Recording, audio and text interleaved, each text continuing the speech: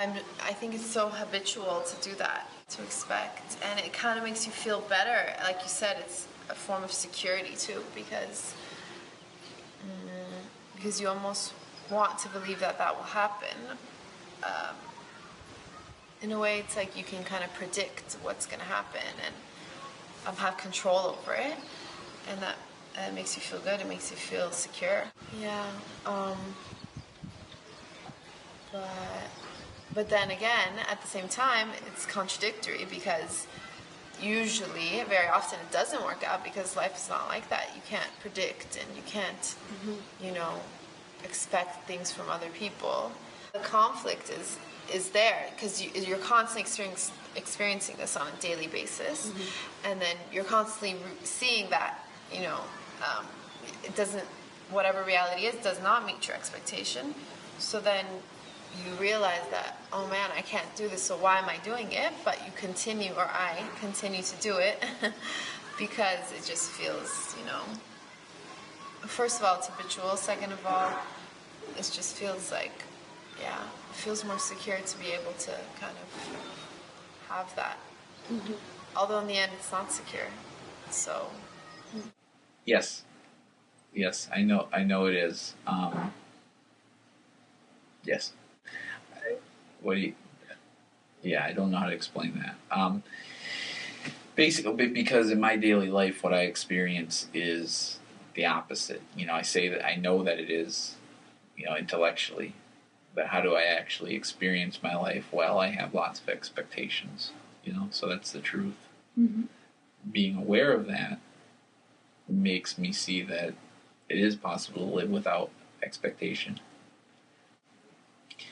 They operate at a level that I'm not conscious of is what goes on, and so when I am conscious of them, then I guess I've now answered kind of a question. So when I am conscious of them, I'm actually operating without expectation.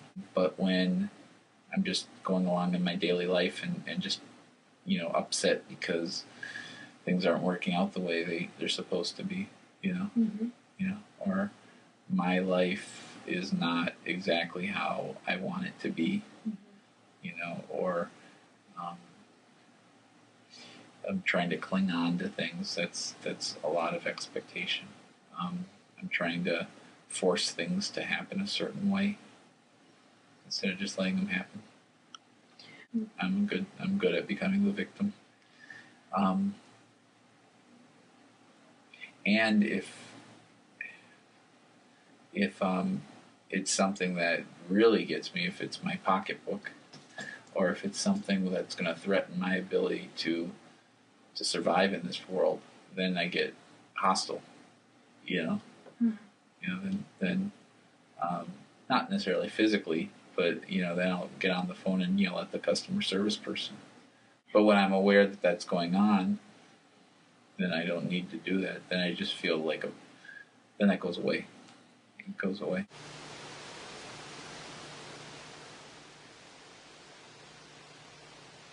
I occasionally do. And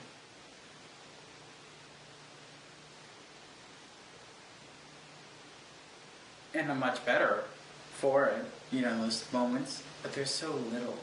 The moments are so little. It's not a life. You can't build anything out of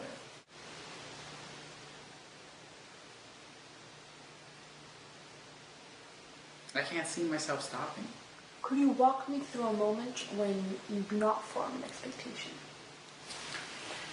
I am much lighter.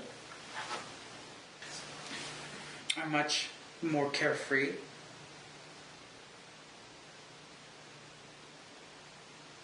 I kind of feel guilty that I'm not worried because I should be worried because I'm not doing what I should be doing. It's so sad, really, it's so sad. It's just so sad, No. It's just sad. It's just, it's just such a sad business, When I'm not expecting,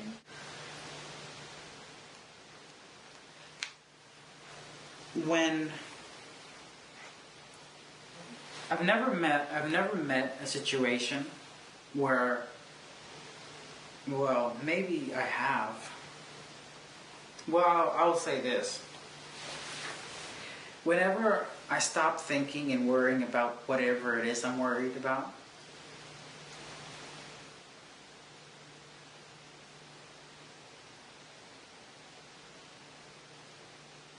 I'm much